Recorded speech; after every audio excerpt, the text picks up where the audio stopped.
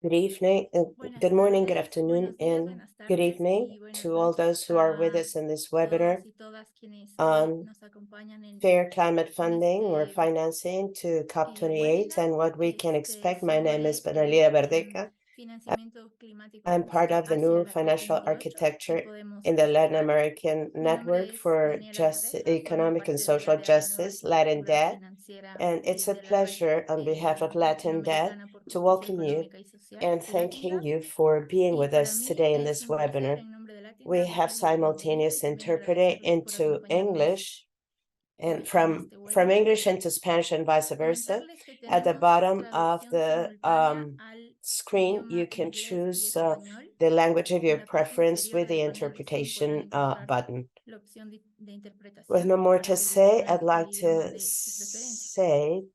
comment that today's webinar will allow us to know a little bit more about the challenges, perspectives, and proposals of civil society around a fair climate financing in such a difficult and complex context, particularly southern countries that suffer from the climate crisis, particularly, and being so close to the COP28 from November 30th to December 12th in Dubai. Climate financing will be crucial. The idea is to guarantee implementing climate actions, and we have a long way ahead. There's a very important need for funding, and although there are some commitments, we still need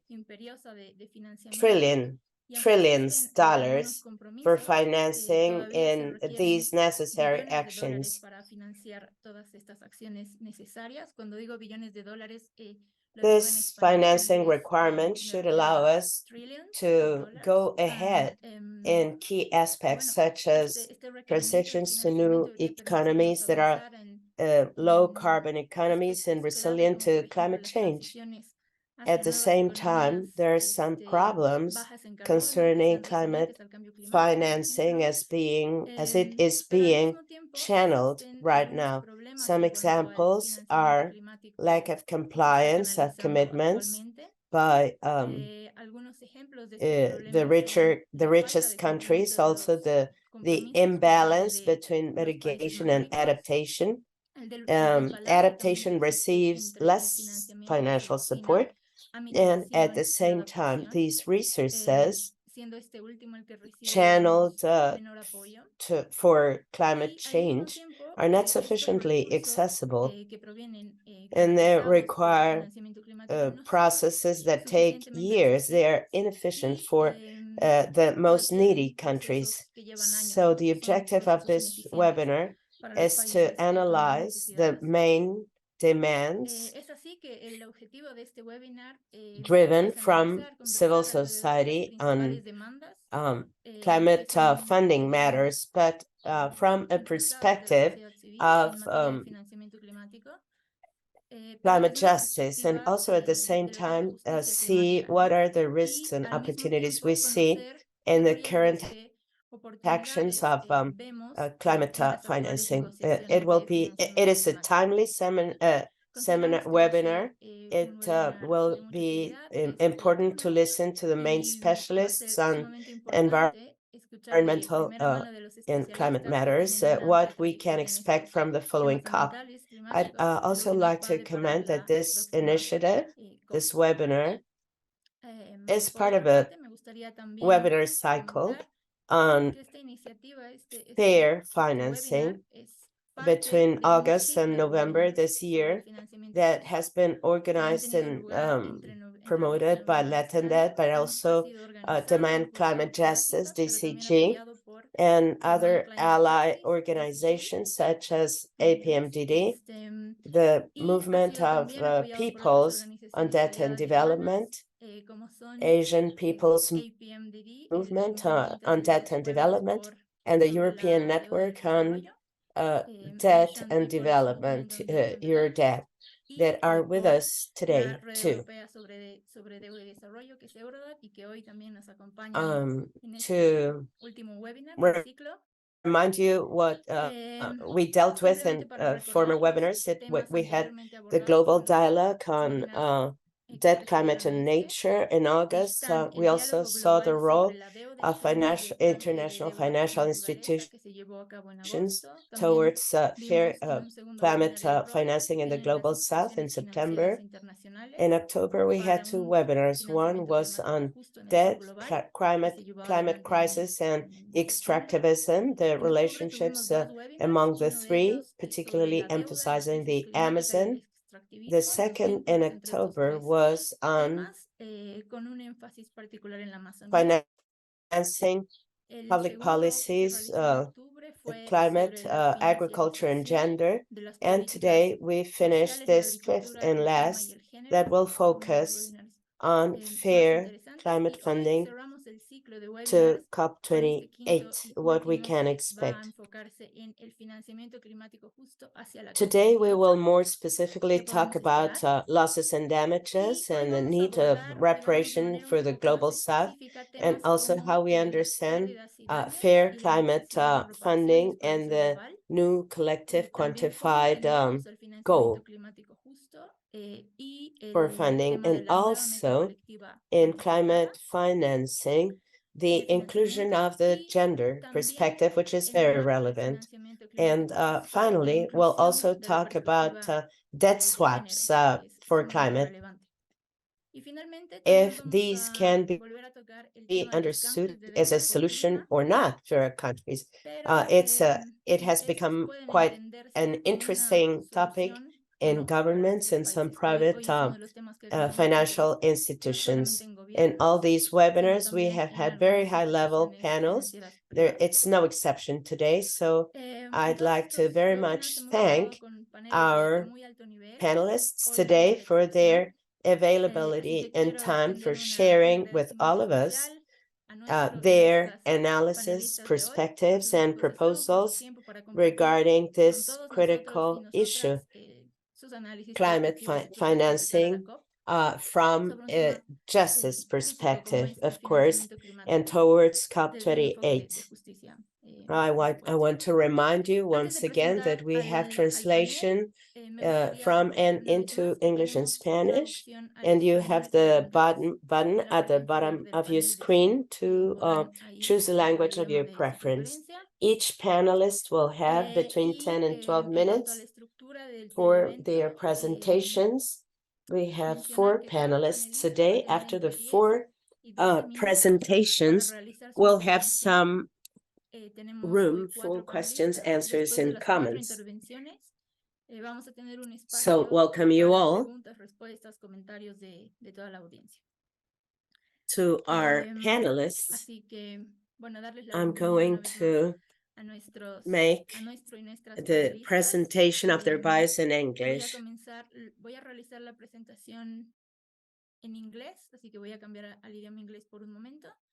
So welcome Claire Miranda.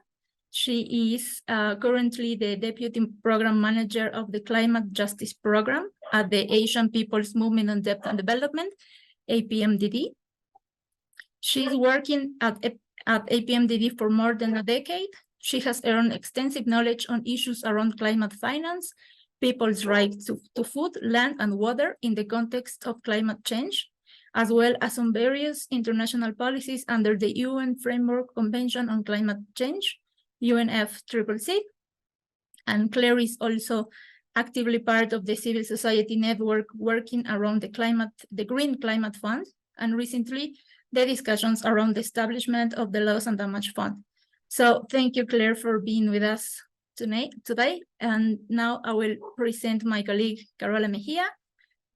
She is a Bolivian economist with a master's degree in economics of development, specialized in sustainable development, with 16 years of experience as advisor, consultant, and regional coordinator for public, private, and international cooperation institutions and networks, with main experience in environmental projects, climate finance, and sustainable development in Latin America. She also has experience in the academic sector, teaching about climate change in the Andean University Simón Bolívar for a couple of years. She's currently working as climate finance analyst for Latindadd and a consultant in the Resilience and Climate Transition Program at Avina Foundation, or Fundación Avina. So thanks, Carola. Now I would like to welcome Leia Achampong. She is a climate justice and women's rights activist and has a master's degree in sustainability, sciences, and policy from Maastricht University. With over 10-year experience, she has a background in research, policy analysis, and advocacy on climate change issues. Her current research focus is on the best ways to strengthen financial mechanisms to make them more equitable and to increase the quality of climate finance. Presently, she works at the European Network on Debt and Development, Eurodadd, and leads the work on climate finance and climate justice, while also volunteering for the Loss and Damage collaboration in a personal capacity.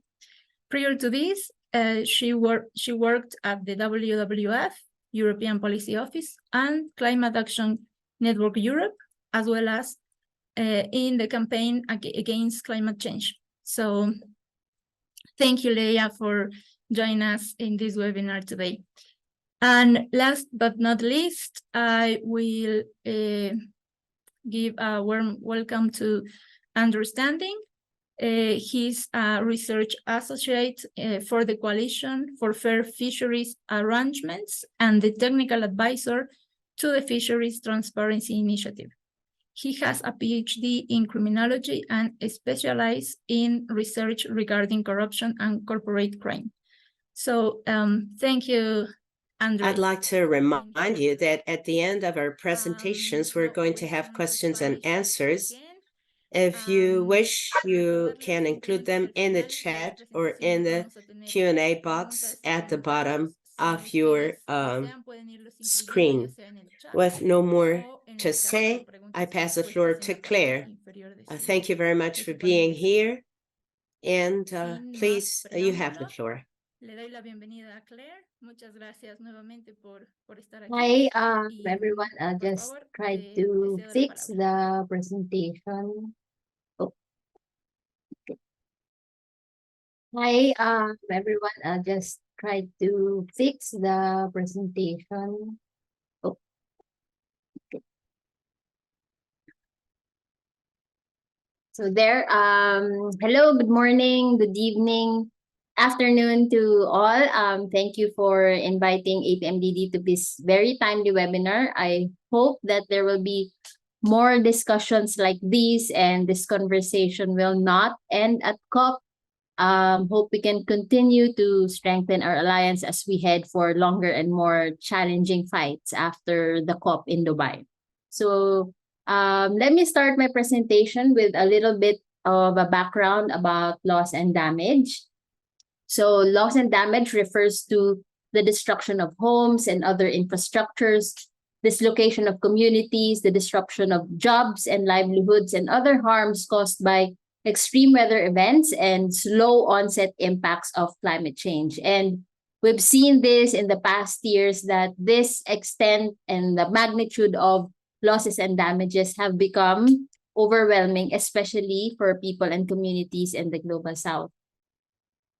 So, as mentioned, loss and damage is the effect of extreme weather events. These are more obvious, intense, and disruptive weather occurrences that go beyond the usual climate patterns that often result in powerful and destructive losses and damages. I'm sorry, the dogs outside are barking. But yes, so examples of extreme weather events are hurricanes and typhoons that are more destructive and occur more frequently, heat waves and drought that last longer, and monsoon rains that carry a month worth of rainfall. These are examples of extreme weather events.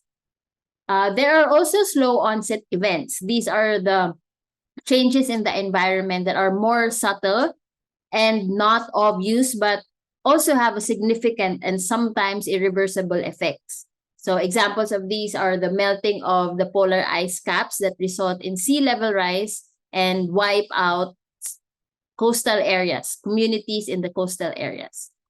So we know that loss and damage is the result of worsening climate impacts.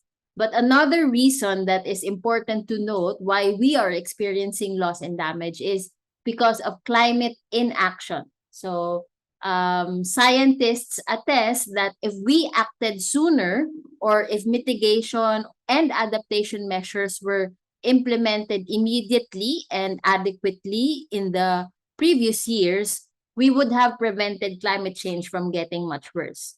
So, and when it comes to climate inaction, I think this photo of rich country governments representatives, including John Kerry, huddling during one of the climate negotiations, discussing ways how they can avoid their responsibility and advance their business as usual agenda, it can best describe climate inaction. So they have delayed progress in the climate negotiations.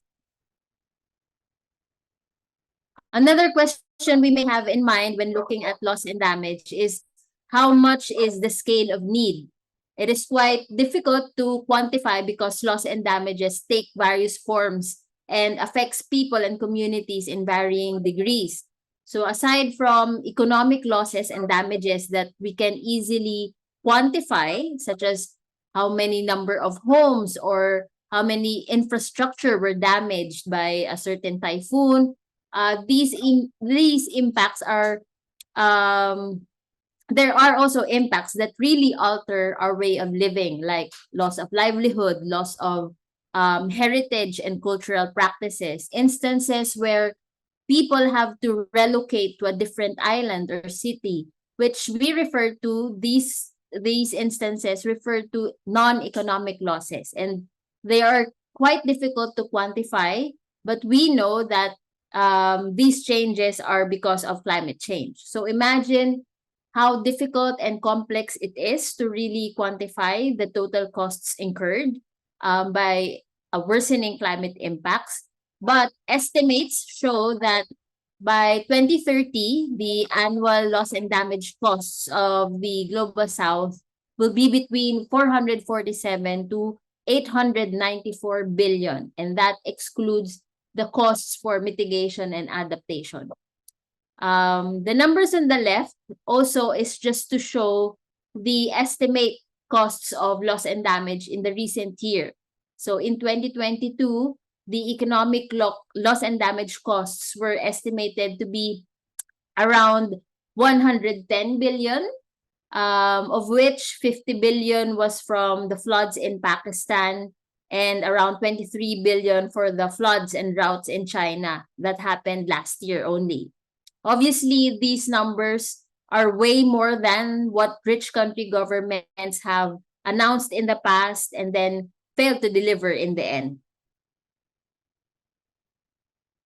The discussion about loss and damage and how to address it is happening in the UNFCCC. And for us, climate justice movement, this space is crucial because the convention recognizes the global north's historical responsibility as reflected in what we call as the principle of CBDR, or the common but differentiated responsibility. This principle have been fought hard for by many developing countries and civil society, and until now we hold on to that principle because there have been various attempts by the global north to dilute the meaning of the principle and remove any references to the principle. So basically the principle, how the value of this principle is that it recognizes that countries with the greatest historical contribution to the climate crisis, they have the obligation to take the lead in providing finance to developing countries. And then the discussion about loss and damage and how to address it. It is happening in the UNFCCC, and it is also the space where climate inaction has become more obvious, especially for loss and damage. Loss and damage is not a popular agenda item in the negotiations. Those responsible or the governments of the global north, they have derailed the process for years, and it has been developed versus developing country fight since then. But just again, what I wanted to register that despite the slow progress around loss and damage, I believe this is where our call for climate justice and reparations is much needed. Not only because the gravity and the extent of loss and damage that those with the least contribution to the crisis experience are irreversible, but also, as mentioned earlier, it is a phenomenon caused by climate inaction or the years of delayed actions coming from the rich countries. So if you see on the right, this is just a preview of the loss and damage progress in the UNFCCC. So it took them 31 years before they were able to respond to the proposal that was raised in 1991 by Vanuatu, and they wanted to propose a financial mechanism addressing sea level rise. And in 2013, if it weren't for the destructive Typhoon Haiyan, the Warsaw International Mechanism for Loss and Damage will not be established. While there was a recognition that loss and damage is a serious matter, even in the Paris Agreement, it was written in Article 8 of the Paris Agreement, there were not any significant outcome around it until last year in Egypt. So it was a breakthrough victory because parties agreed to establish financial arrangements for loss and damage, including a standalone fund dedicated to cover the costs of irreversible climate impacts. It wasn't the best outcome since the term new financial arrangements opens the door for other institutions to come in and provide loss and damage finance. But the loss and damage fund that is meant to serve as another financial mechanism under the UNFCCC, this is a chance for developing countries to demand reparations and for the rich countries to fulfill their obligations. For the longest time, the US was the blocker of the loss and damage fund. So they rejected any discussions around finance for loss and damage, especially when the idea about being held liable and then provide compensation for the damages came up. So from Egypt last year, the Loss and Damage Fund was established, and then a transitional committee was set up to provide recommendations on how the fund will operate in the coming years. So we were able to monitor the discussions there, and I have to say that the US, again, was quite dramatic in that space and continued to be the biggest bully in the space, forcing developing countries to agree on their proposals, no matter how absurd they were, that obviously will only get them off the hook and allow them to once again escape from their obligations. And one of the proposals, controversial proposal from the US, was to house the fund under the World Bank. They argue that setting up a new fund takes a lot of time. Why not put it in an institution that is already up and running? While there are endless arguments as to why it was a bad idea to have the World Bank host the Loss and Damage Fund, the proposal succeeded. So the recommendations of the Transitional Committee that will be decided in Dubai at COP28, it included a provision that the fund will be under the World Bank as a financial intermediary fund. And developing countries compromised, but it was not an easy compromise. Our concerns about World Bank being notorious for its lending packages, or that some of its policies will limit other developing countries, like, for example, Pakistan, from accessing the fund. All these were added to a list of conditions that the World Bank needs to comply with before they can host the fund. So the conditions set by the developing countries were pretty strong, and that it ensured that despite the fund being housed by the World Bank, under the World Bank, an independent board will govern and supervise the fund, and an independent secretariat will serve the fund. So in the transitional committee meetings, the members agreed to submit their recommendations about the location of the fund, which is again under the World Bank, and it's for an interim period of 4 years. So should the World Bank fail to keep the loss and damage fund aligned with its mandate, the parties will again select another host or decide to establish a standalone fund. So back to zero. And then the recommendations also included provisions about where to get the fund. So this is quite the controversial item in the meetings, because the US attempted to make the rich country contributions voluntary. So there was a provision in the recommendations that said, urges developed countries to continue taking the lead in providing finance for the fund. And then, that says, encourage developing countries to also voluntarily contribute. So the US wanted to remove the comma so that the voluntary part also applies to them. So fortunately, no other members of the Transitional Committee supported the proposal of the US, and they adopted the text that affirms that rich countries are still obliged to take the lead in providing money to the fund. The TC, the Transitional Committee, was also expected to provide recommendations about the scale of finance needed, but they had really no time before Dubai because of the intense debates between the two constituencies. It's really a fight between developed and developing countries. So that is what is lacking in terms of what we want to ensure for the fund. Our friends who are colleagues working closely with the negotiators confirmed that there's really no appetite in opening up the debates that happened in Transitional Committee in Dubai. But it is crucial for us, civil society and also developing country negotiators, to continue demanding that the fund must be filled with money in order for it to be operational.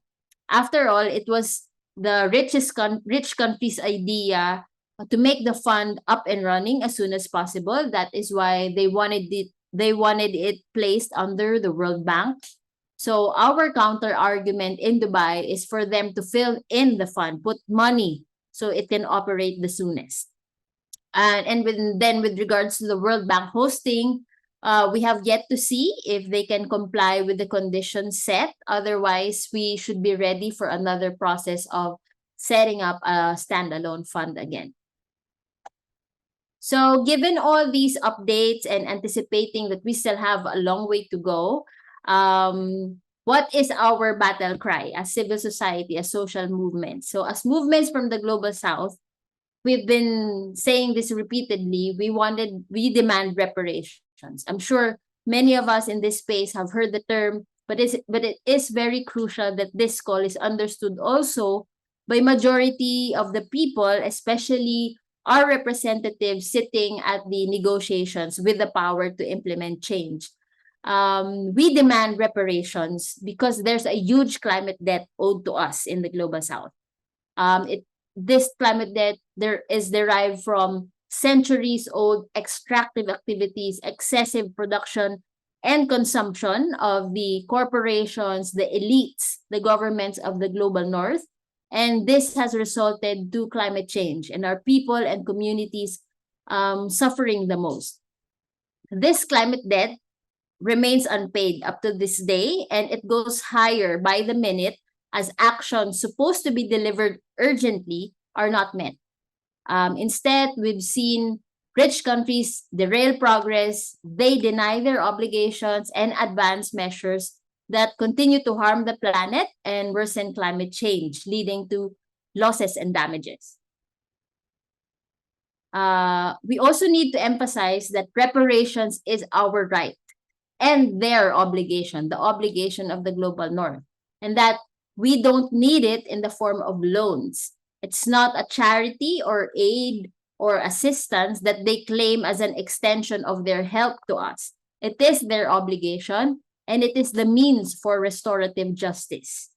Because given the extent and gravity of the losses and damages inflicted upon the Global South, we know that historical damages and injustices can never be fully repaid. And climate impacts have already altered our way of living, and there's no way to return to the pre-climate change conditions that we once knew.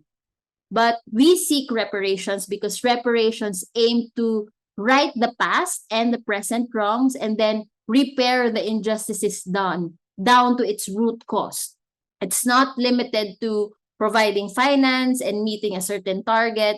Reparations seek to provide an enabling environment for us to continue our lives given the new conditions created by the changes in the past. So in all these talks about loss and damage and the debates in the UNFCCC, when we demand reparations, it's not limited to demanding just finance or for rich countries to set a target and meet that set target, like the 100 billion target that they set in 2009, but never delivered after 14 years. Yes, reparations involves finance, but not only finance. So it requires system change, which involves all measures necessary from drastic emissions reductions, technology transfer, adaptation measures, international cooperation, renewable energy, shifting our energy systems to renewable energy, debt cancellation, progressive taxation, all measures necessary to give back the space that was once taken away from the Global South and restore the health of the planet to the fullest extent possible. System change requires many transformative changes in our economic, social, political systems that are inequitable, unjust, oppressive, and destructive. And with that, I end my presentation and thank you very much. It's been very important to know what's the core of reparations for the Global South, the importance of having the Global North recognize this these reparations, and particularly the principle of common but differentiated responsibilities. You have talked about many important aspects, difficulties, how slow the process has been to establish the loss and damage fund, the cost of inaction, the more than 30 years that it has taken to include these topics in our negotiations, the position and influence of the United States in these negotiations, some of the most risky aspects of having the World Bank manage this fund, and what can take to establish the fund and then channel resources in a situation that is urgent for our countries. I very much liked the message that it's not loans, charity, or assistance. It is reparations and justice. They have to assume their responsibility. So thank you very much, Claire. I'd like to remind you that you can include your questions in the Q&A box in the Zoom or in the chat. And I'd like to welcome Carola. Carola, I pass the floor to you. You have between 10 and 12 minutes for your presentation.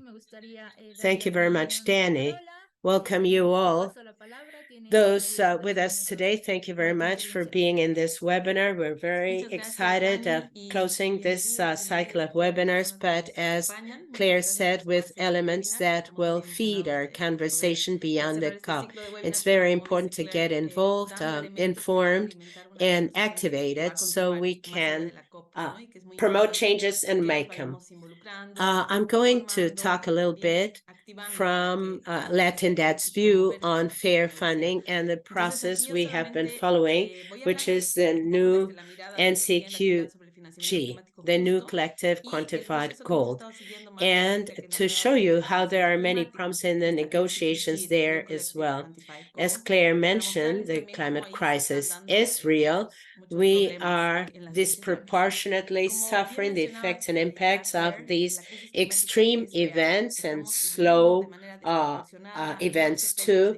In Bolivia, we have a serious water stress.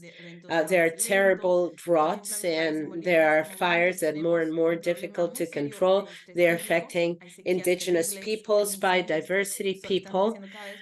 It is a critical matter. It's no longer the future. It is now. And it has been acknowledged that it's a global problem. As Claire said, it has differentiated responsibilities within the framework of the UNFCCC that started in 1994. We have had several negotiations, some milestones here on the financing negotiations. In COP28, 2009, the goal was to mobilize 100 billion per year from developed countries to developing countries to 2020. These are low and mid countries, right? And this goal went up to 2020 in the COP21, the Paris Agreement, 2015 agreement, a very important agreement that establishes three very important objectives that we still pursue: limiting increase of temperature to 2 degrees or 1.5 if possible. The idea is to mitigate and by controlling the increase of temperature. We have already gone up to 1.1 and we see these effects. And obviously, if this goes beyond 2 degrees, we get into very dangerous scenarios, and science has warned us. The second objective is to strengthen the capacities of adapting and resilience to these new realities. And the 2.1 C article in Paris tells us that we have to align financing flows to models that are low in carbon and resilient to climate. All of us have to do this. We have to stop high energy consumption of fossil fuels to control temperature increase and be more resilient to climate change effects. Therefore, this article is very important and we have to pursue it. In COP21, the mobilization of 100 billion goal went up to 2025. 14 years have passed, as Claire said, and it's still unfulfilled. Other articles I'd like to mention are important and have to do with this recognition of historical responsibilities. Article 2.2 states that the article has to be implemented considering equity and the principle of common but differentiated responsibilities and respective capacities, acknowledging that each country has different responsibilities, and the global north countries, corporations, and elites are those that have generated the biggest climate debt and excess of emissions. 92% come from the global north, and the main debtors are USA, Russia, Germany, UK, and Japan, just to name 5.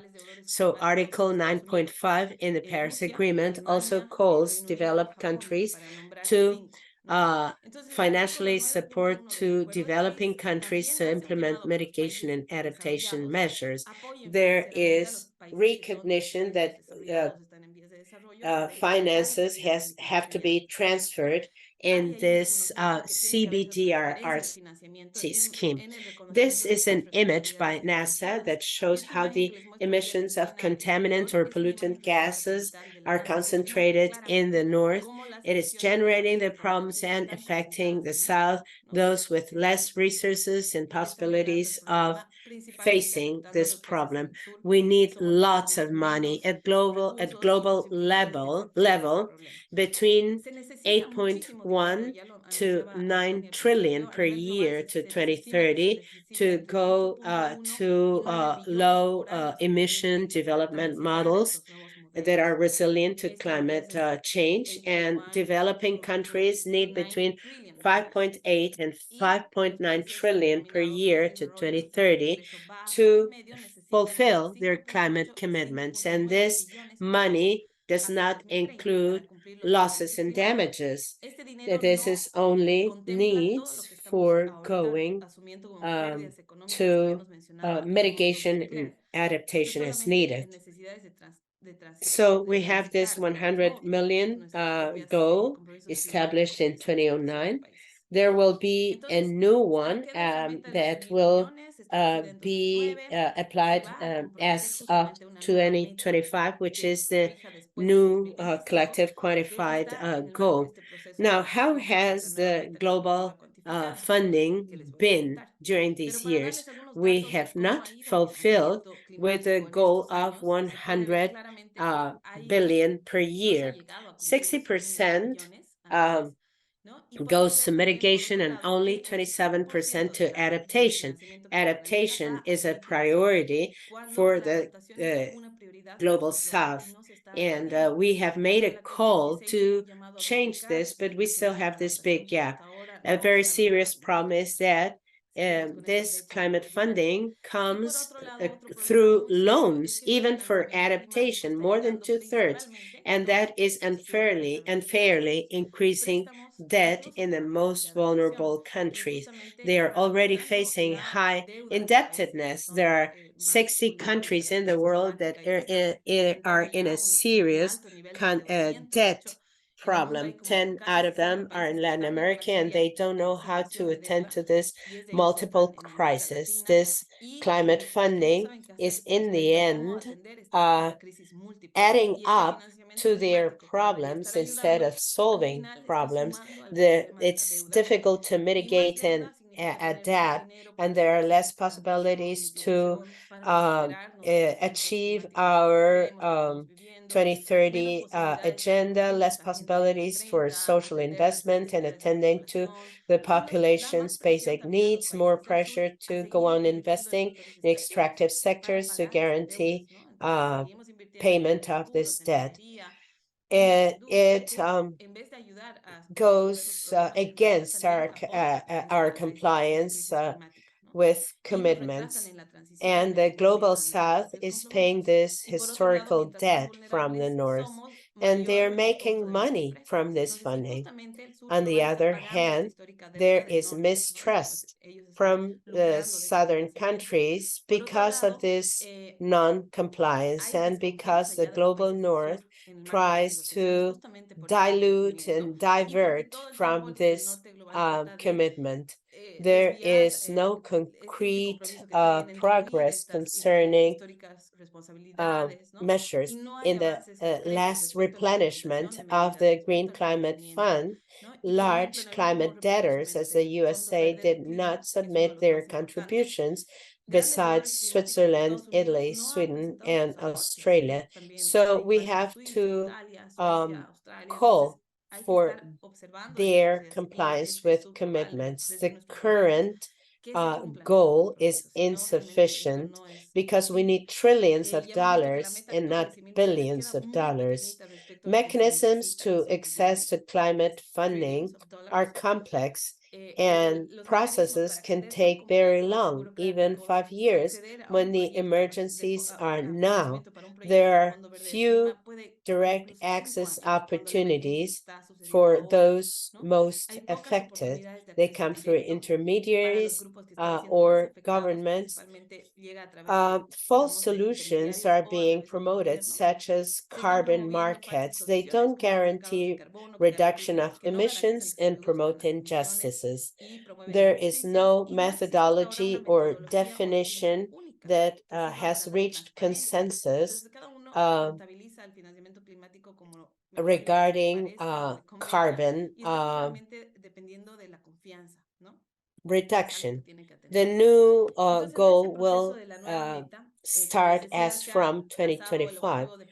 We have a new work plan for 2022 and 2024, and the proposals were 12 technical expert dialogues per year, regular consultation with the Standing Finance Committee, as well as with UN agencies, climate finance experts, the academia, and players in the private sector and civil society, ministerial dialogues on the 12th, on the 3rd December, there will be one at COP28, receiving submissions and preparing annual reports. The idea is to fix a new goal with a technical support that responds to needs and corrects the errors of the former one. And it's not only quantity, but also quality. Debates have to do about this new goal. What will be the term?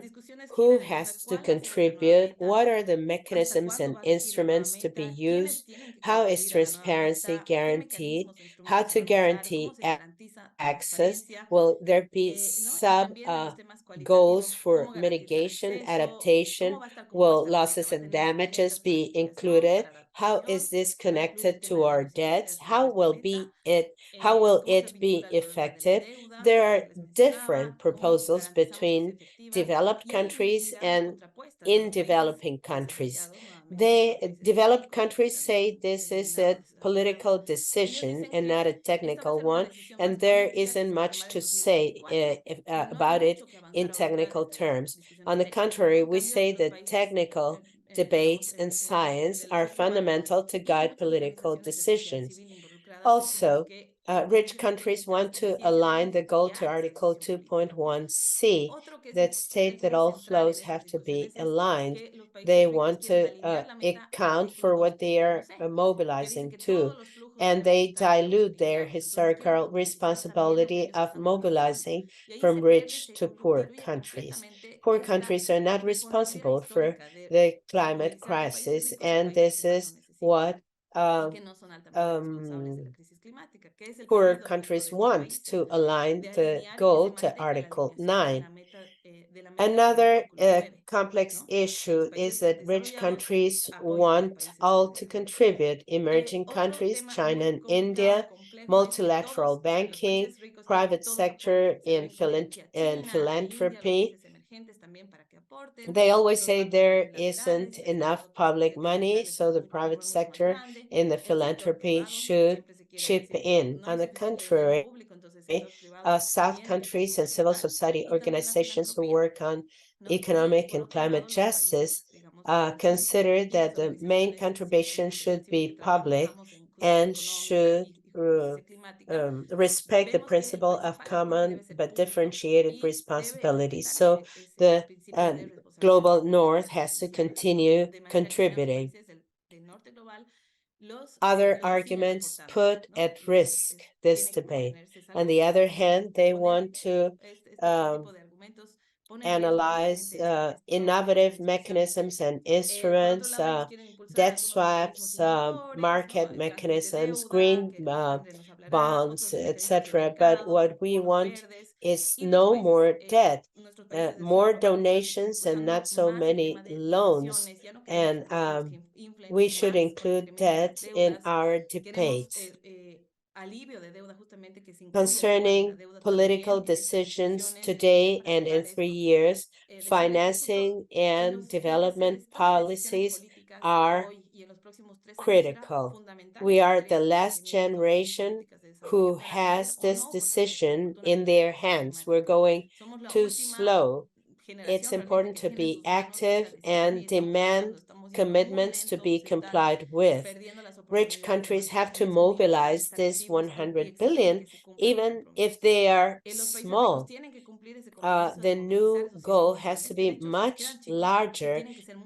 It has to respond to needs and attend to quality of climate financial, always respecting differentiated responsibilities. If not, their historical responsibility will be totally diluted, and it would be unfair. We should promote the use of instruments and mechanisms that do not increase current indebtedness levels of developing countries. We propose issuing special drawing rights. It's an agile mechanism that can respond to the climate agenda.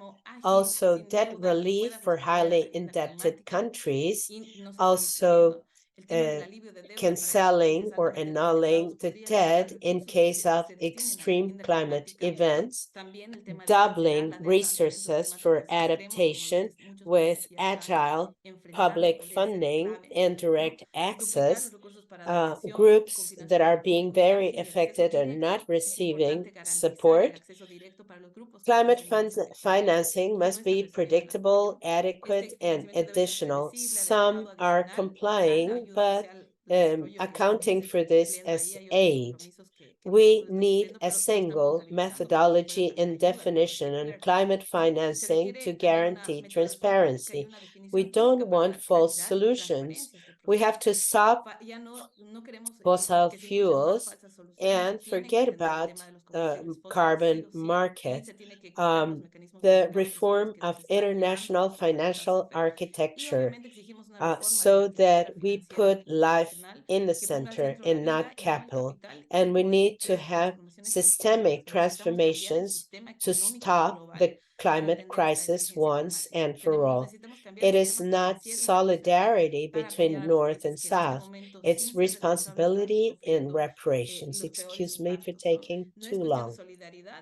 Thank you very much, Caro, for highlighting many essential elements we must not lose sight of,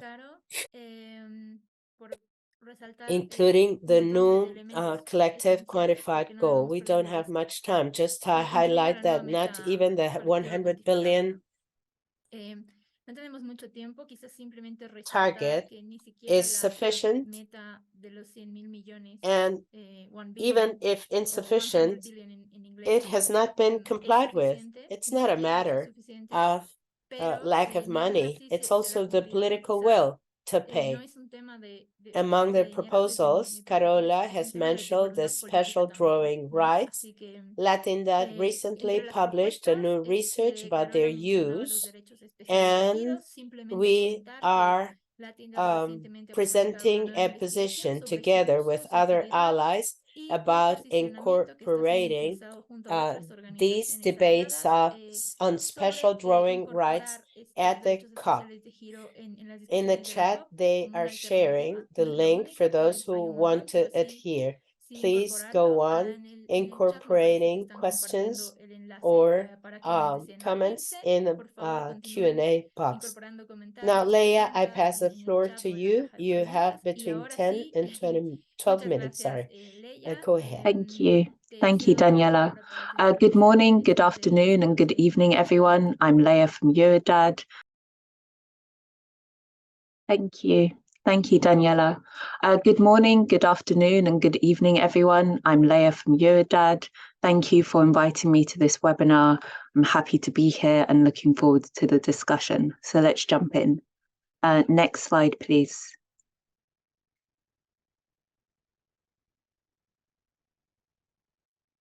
So climate change is regularly overwhelming the capacity of women to maintain adequate livelihoods, impacting personal security as well as food and water security.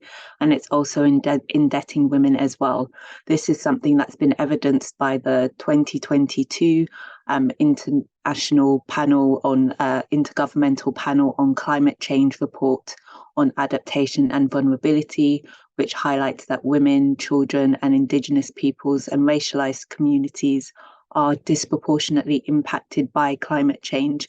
And compounding this are the significant barriers that women face in accessing finance or in receiving public sector social protection or in engaging in decision-making and policy development processes on climate finance. And there are also substantial data gaps on gender-responsive climate finance. And so when women lack access to equitable financial mechanisms and systems, this impacts their autonomy and purchasing power and ability to pay for energy efficiency upgrades. There's really an urgent need for countries in the global south to be able to provide gender responsive climate finance to women and women-led organizations. And next slide, please. So as the previous panelists have already said, climate finance and climate justice is about the global north repaying the climate debt for causing the climate crisis by ensuring that all countries have the means to implement robust climate measures whilst respecting the global south's right to development. So how is climate finance and gender responsive climate finance framed under the UNFCCC?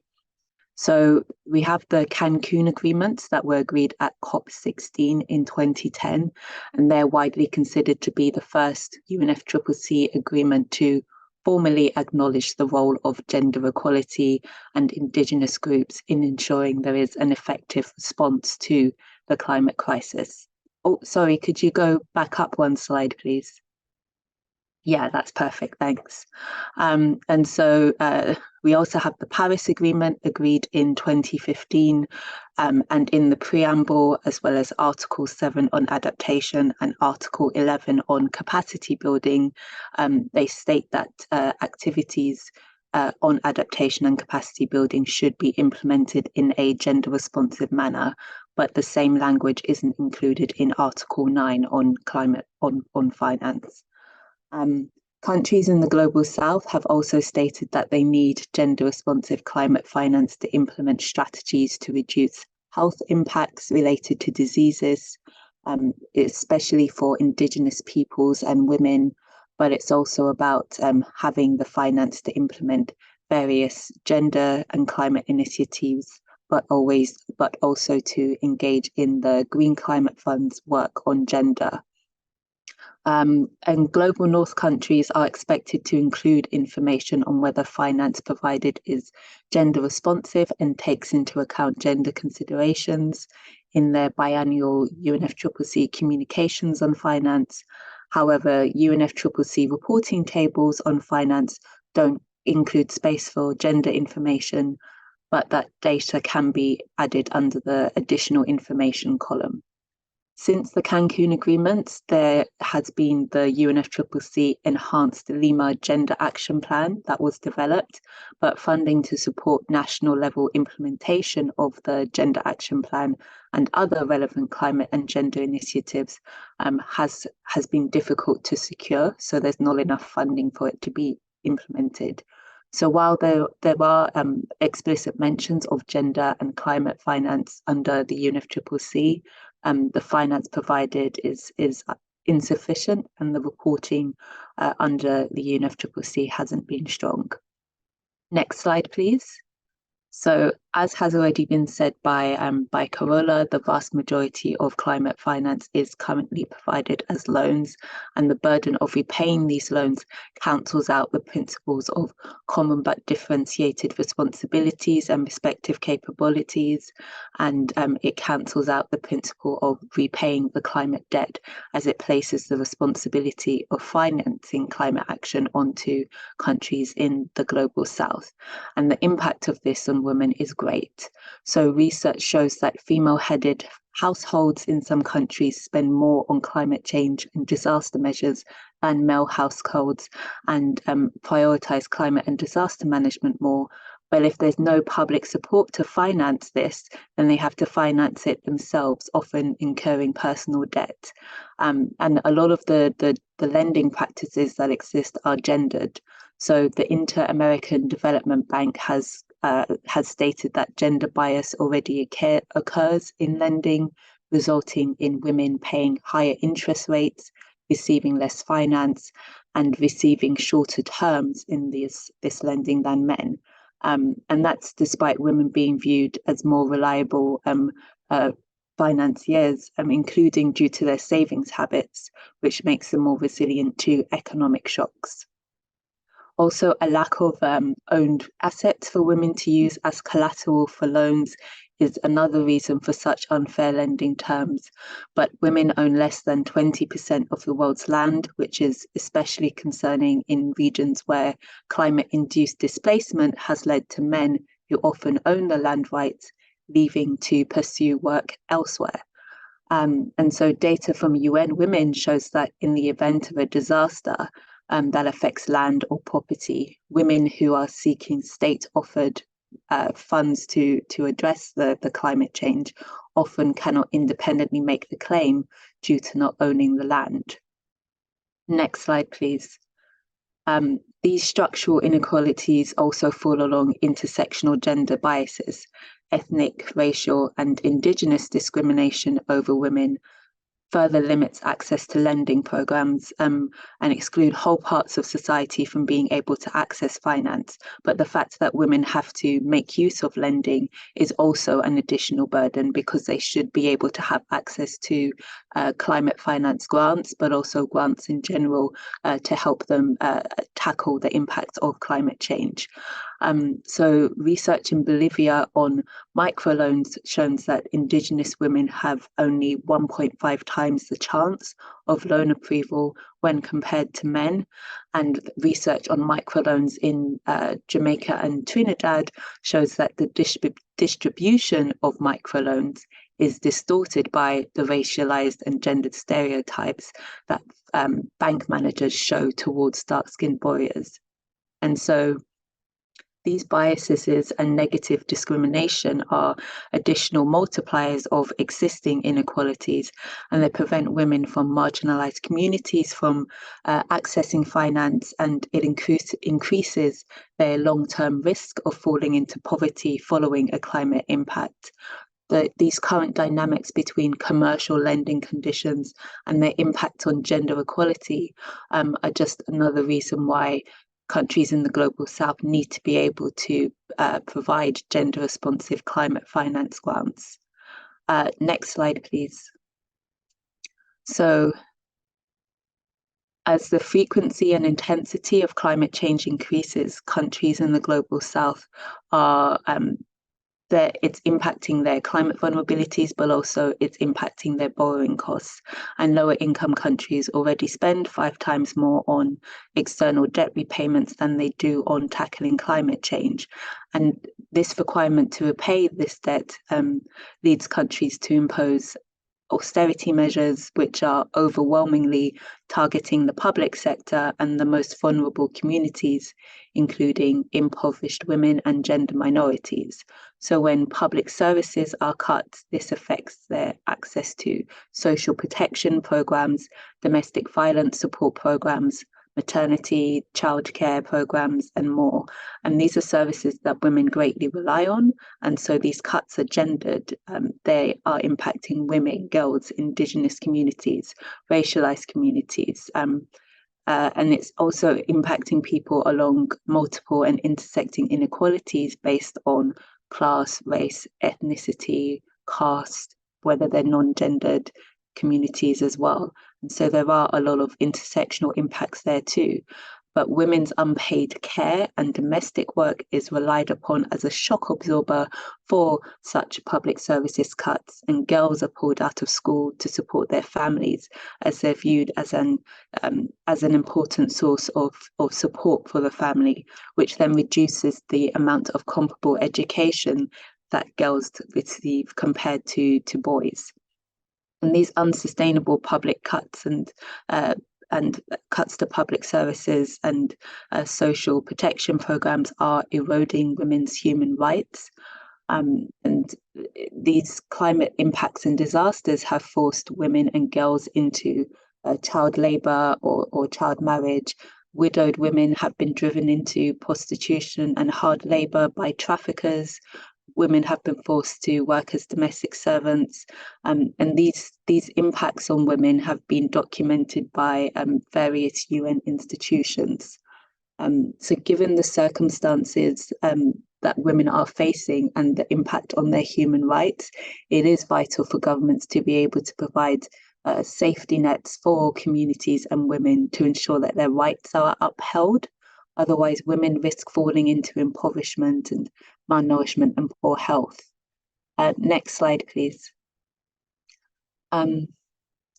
So climate finance needs to be as country-driven as possible, and there needs to be democratic ownership that includes women and includes women's insights, knowledge and experiences, but this is currently missing from climate finance decision-making processes. And the consequences of their exclusion is stark, because as the Intergovernmental Panel on Climate Change concludes, effective responses to climate change impacts for one group could impose higher costs and negative consequences for other groups in terms of shifts in exposure and vulnerability, meaning that if everyone's not at the table, then the solutions designed might not support everyone within a community. And so the impact of climate change on ecosystems, for example, is impacting women's participation in policy and decision-making processes. And this is because women are being forced to carry out adaptation measures, spend time searching for alternative food and water sources, and this then diverts their time away from other priorities or adds additional work on top of their daily activities. And this lengthens their working hours in a day as well. And so this acts as a barrier to women engaging in political decision-making on measures that directly affect them. And it's this omission of women's knowledge and experiences that is detrimental to creating social structures that facilitate equal access to finance, decision-making, and policy development and implementation. So gender-responsive climate finance isn't just about ensuring that there is finance that is being provided and that is going to projects that support women or that are designed with women in mind. It's also about ensuring that women and non-gendered communities and Indigenous women and racialized women and anyone who's impacted is a traditionally marginalized woman, but it's also about ensuring that women are involved in decision-making processes to design the projects that benefit them and communities. Next slide, please. So addressing the current issues with gender-responsive climate finance requires data to understand the current financing gaps and to identify best practices and trends.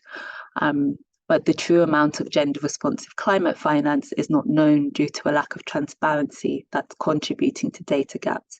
And that's partly because project implementers do not routinely gender tag climate-related reports. In 2022, the UNFCCC found that climate finance providers, mostly countries in the global north, have not adequately improved tracking or reporting on gender-related aspects of climate finance or improved reporting on impact and measurement and mainstreaming of gender into climate finance. And additionally, global north countries don't consistently submit information to the UNFCCC on how gender considerations are being integrated into climate finance. Of the data that does exist, 2019 to 2020 averages show that less than 30% of projects use gender tagging to track whether a project integrated gender considerations or was gender responsive.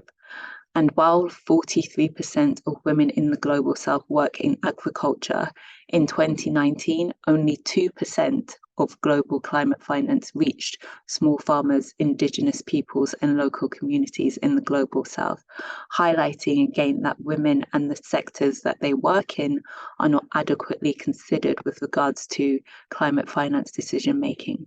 However, development finance contributors gender tag climate-related official development assistance at a higher rate. OECD the Organization for Economic Cooperation and Development, OECD data shows that from 2018 to 2019, $18.9 billion went towards climate-related ODA, which shows that countries in the global south should have the structures in place to tag, collect, and report on gender-responsive climate finance, but it's not clear if tagging is prioritized. It seems that it's just not a priority for global north countries. Importantly, for gender-responsive climate finance to have a transformational impact, it's important to collect data that is disaggregated and takes into account intersectionality, gender, race, sexuality, disability, class, family structures, etc. And again, this is also something that has been called for by various institutions. Understanding this is crucial, but again, disaggregated data on gender and intersectionality is often missing. The overall data gap on the qualitative and quantitative outcomes on gender equality makes it harder to identify women's needs in the wake of a climate impact. And next slide, please. So these are a set of recommendations that I've developed on gender-responsive climate finance, and we're using these for discussions around both the new collective quantified goal on climate finance, but also towards the loss and damage goal, and towards UN women's processes as well. So there needs to be greater access to gender responsive climate finance, and that's access to high quality, public, new and additional, debt-free, pro-poor, gender responsive climate finance grants that are free from economic conditions, and funds should be dispersed to female-led organisations in local communities, including via direct access procedures and small grants. And there should be technical assistance and capacity building to support women's ability to meet transparency and monitoring obligations. And additionally, countries in the global north, as well as other institutions, should ensure that gender initiatives are well resourced, including things like the UNFCCC's Gender Action Plan and the work that the National Gender and Climate Change Focal Points do. Next slide, please. Thanks. There should be unconditional debt cancellation for countries so that they're not prioritizing meeting debt repayments when they could be providing gender responsive programs through public services. The debt sustainability framework should also incorporate gender and human rights assessments. There should be a multilateral debt workout process under the auspices of the United Nations, and there needs to be binding responsible borrowing and lending principles so that a country isn't forced to prioritize debt repayments over gender responsive public services. Next slide, please. Global North countries should also be carrying out intersectional gender analyses to determine the differing needs and interests that women have, as well as to determine what access women have to financial mechanisms and to determine the power dynamics that exist within a community. And in doing so, it should help support a more equitable distribution of finance within communities.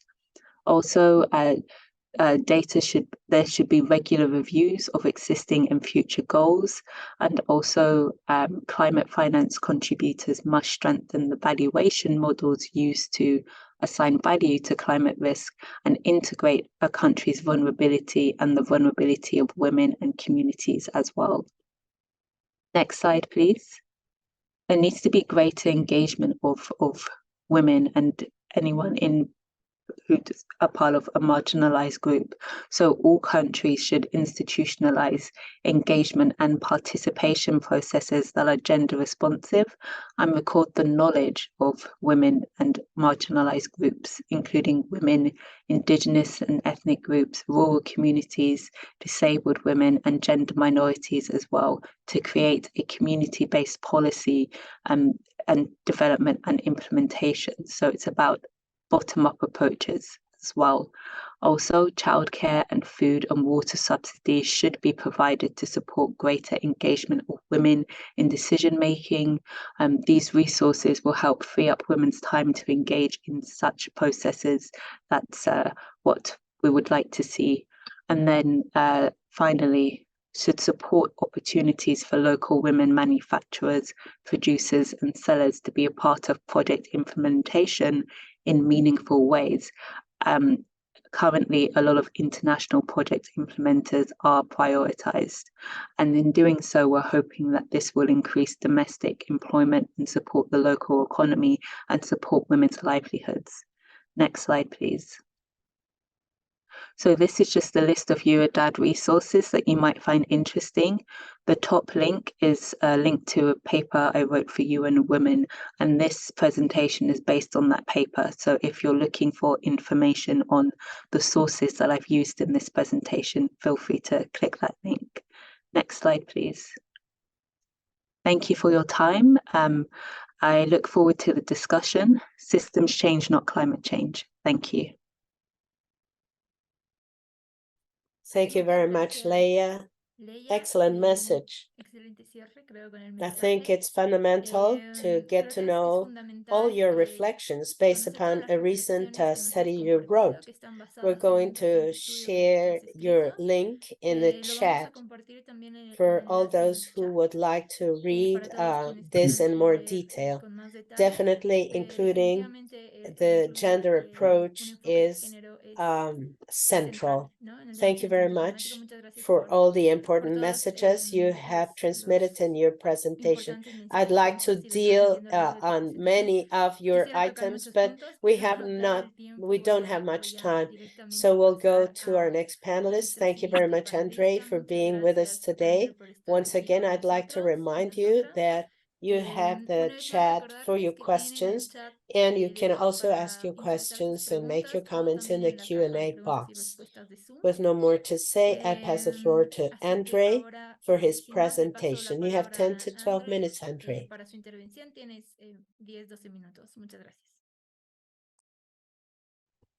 Yes, thank you, Daniela. I see we are nearly at 2:20. So we only have about 10 minutes left of our meeting, as far as I understand. So I'm going to be very quick, which is difficult because I've got a very complicated subject. And this is about debt swaps. So I'm just going to a couple of slides, and I'm not going to speak for too long to give us the chance for a discussion. But I think debt swaps are going to become more familiar to you, and they are being promoted as one of the solutions to kind of bridge both the debt crisis and the lack of financing for climate and other areas of, say, biodiversity funding as well. So over the last few years, debt swaps are being pushed by various different organizations, and we've seen a growth in the number of debt swaps, some really big ones. And I think in COP28, we're going to see more attention. Now, this is also being countered by groups such as Latindadd and Latindadd and others who have been doing research and writing reports on some of the risks and problems around debt swaps. And I've contributed a paper that's coming out soon with Latindadd with a colleague, Daniel Ortega, that will go into a lot more detail than I can do here. But I want to just make a few brief comments and observations. First of all, for those of you who don't know much about debt swaps, they are very complicated. There are different types of debt swaps. On this screen, you can see I've just done a very simple diagram. You've got debt swaps that target private debt. Mostly today, that's debt that governments raise through what's called Eurobonds, international bonds in foreign currency. Then on the other side, you've got public debt swaps, which involves money from bilateral lenders, not multilateral lenders. There are no debt swaps with multilateral loans. Multilateral banks don't allow that. But you've got these two basic areas of debt swaps. So on the one hand, the private debt is when an organization like a big US NGO will buy debt owed by developing countries to creditors, to banks, to Eurobond holders, and restructure that to try and create savings for a country. On the other side, you've got a donor such as the US might forgive some debt to a country, which creates a swap. Now, there's a hybrid model in between when NGOs buy bilateral debt and then donors, governments help fund private debt swaps as well. So it gets all very complicated. But essentially, debt swaps come down to a transaction where the southern government, as a kind of compensation for a debt restructuring, agrees to either spend some of that money that has been saved on an environmental or a social project, or it agrees to some sort of change in national policy or legislation.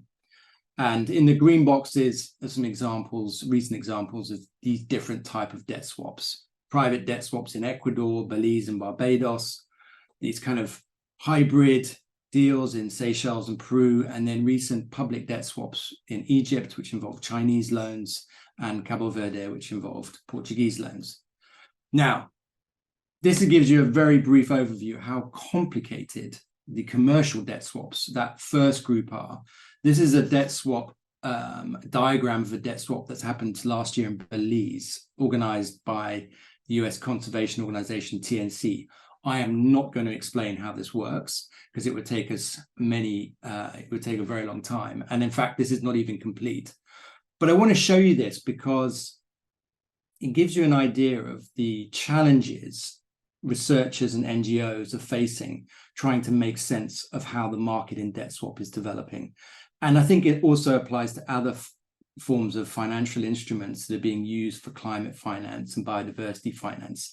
The more that they are moving into financial markets, the more complex, the more opaque they are. And we really struggle a lot of the time to understand exactly what they're achieving. So my last slide, sorry, we've gone.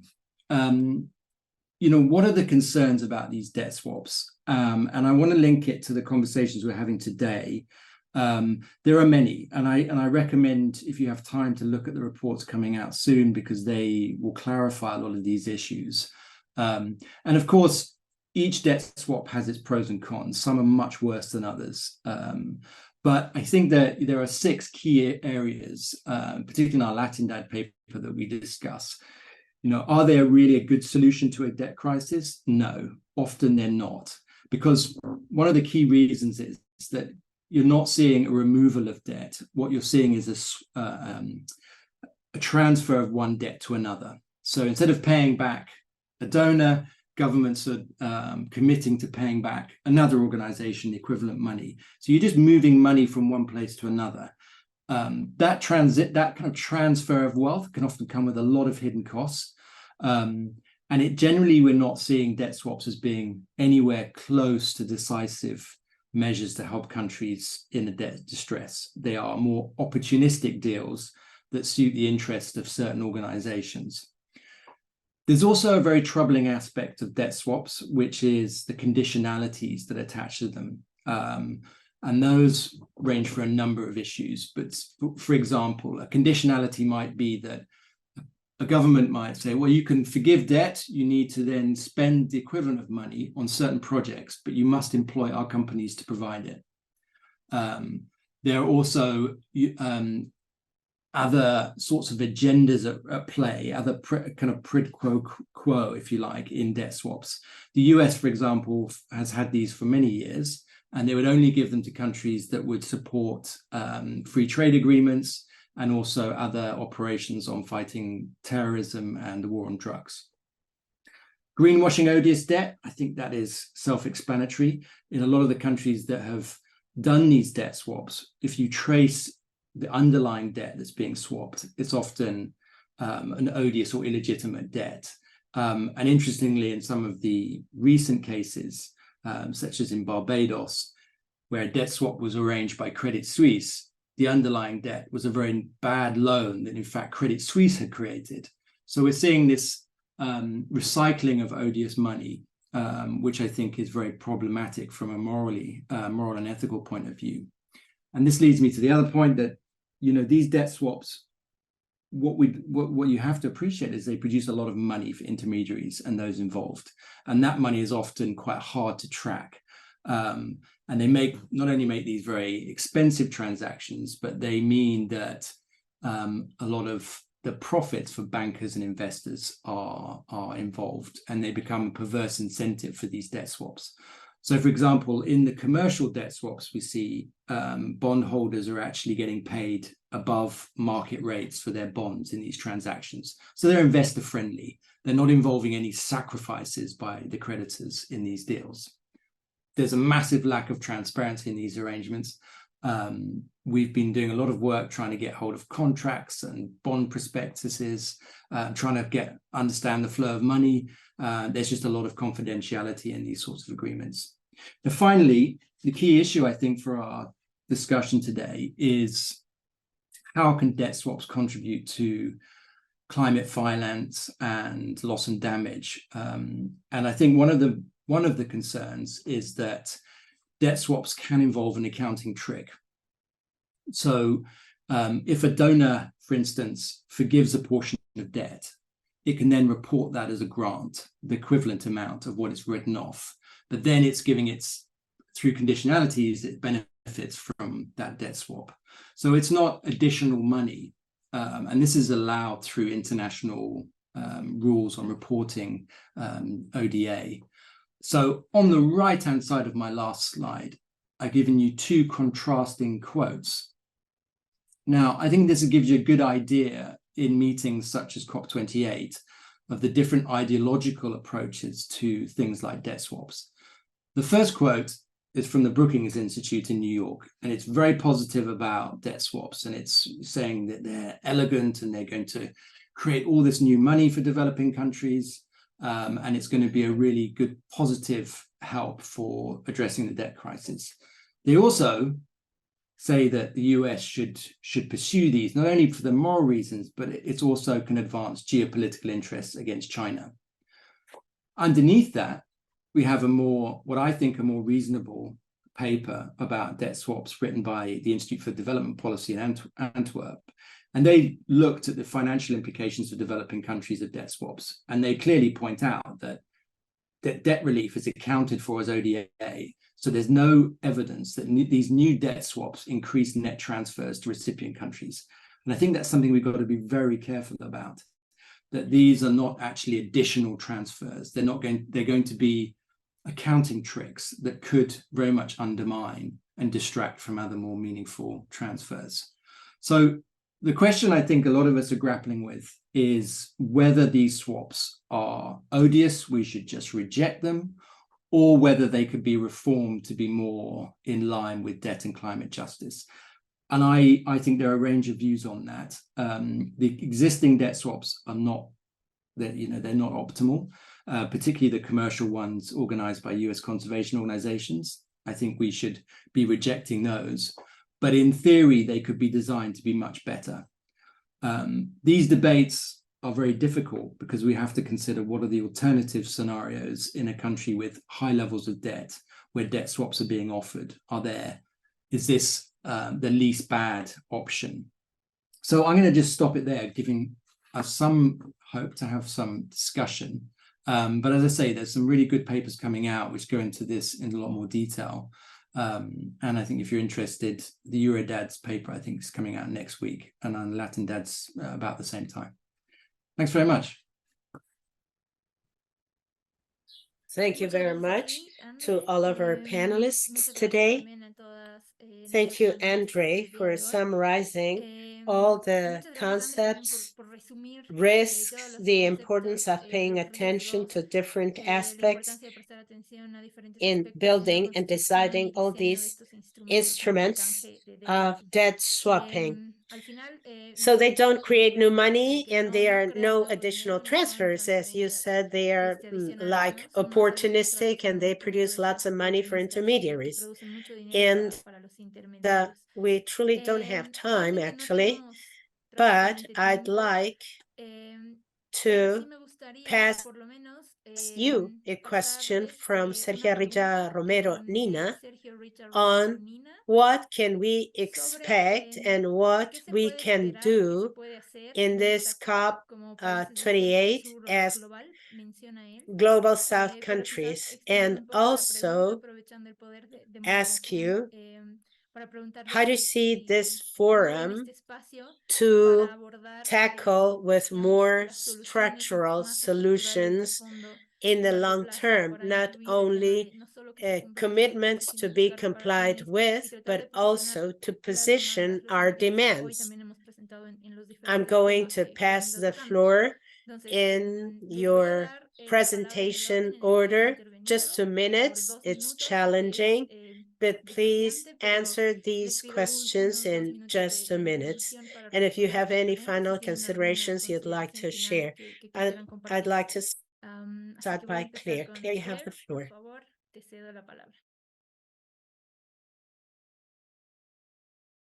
Yes, thank you for that question. I think Serio's question is quite a difficult one. There will be lots of agenda that will happen in COP28, but as movements from the Global South, I think it is important that we continue to voice our demands for reparations, for a fair and just climate finance, ultimately to just compel these governments, both governments of the global north and the global south, because they have the mandate to really make policy changes for us and benefit the entire global south people and communities of the global south. Thank you, Claire. Muchas gracias, Claire. Carola?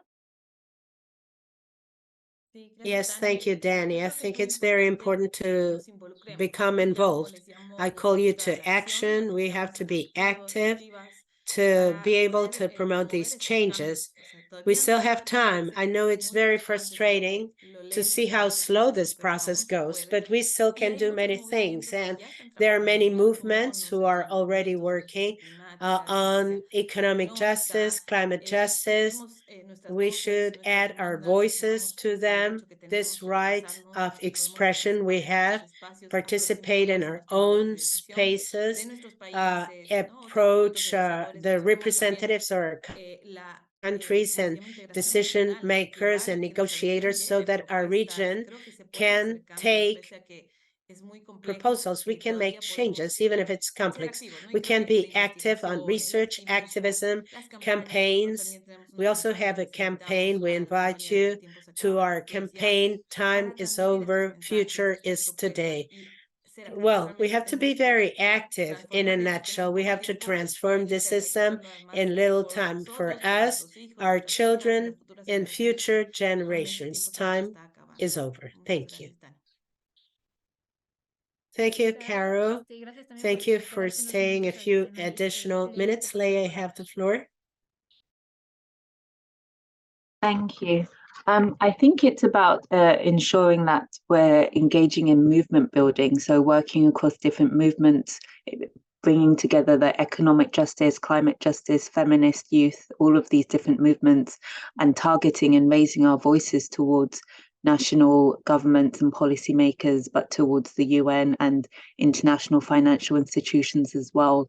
As movements, we can help to amplify each other's voices and to ensure that equity and fair financing mechanisms and repaying the climate debt are not just things that we're saying, but things that our policymakers and decision makers are saying as well. And we also need to be ensuring that we're getting these messages into different parts of society as well. So schools, hospitals, media, working across movements to get that message out. Thank you. Systems change, not climate change. Thanks. Exactly. Thank you very much, Leia. Andre.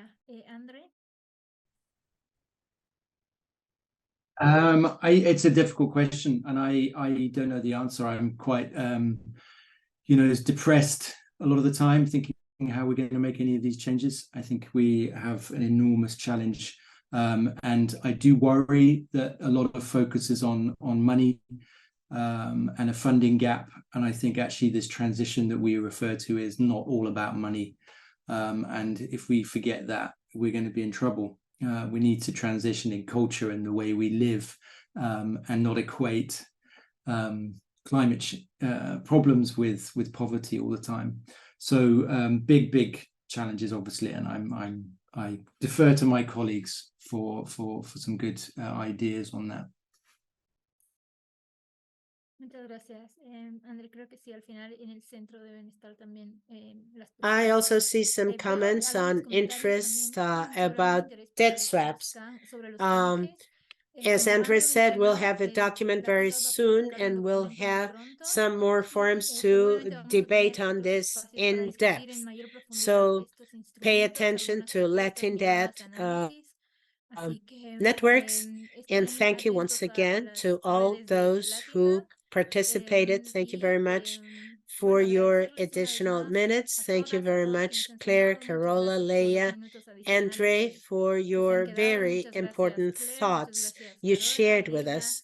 Andre, Debates por will las continue. reflexiones sumamente Let's importantes y go on valiosas que han building compartido con a nosotros. movement Las that is discusiones ever seguramente stronger, van a and continuar. so that we Sigamos can construyendo change the un system movimiento que sea and cada vez not más fuerte y que change podamos the climate. llevar adelante lo que Leia decía, ¿no? Un We'll cambio share de the sistema material y no with un cambio all climático. Así participants. que muchas gracias nuevamente. And Vamos a with estar no compartiendo more el to material say, también have con an los excellent participantes, day, que se ha and compartido a lo thanks largo again. de la sesión. Y sin más, les deseo que tengan un Thank you. excelente resto de día Bye. y nada, gracias nuevamente.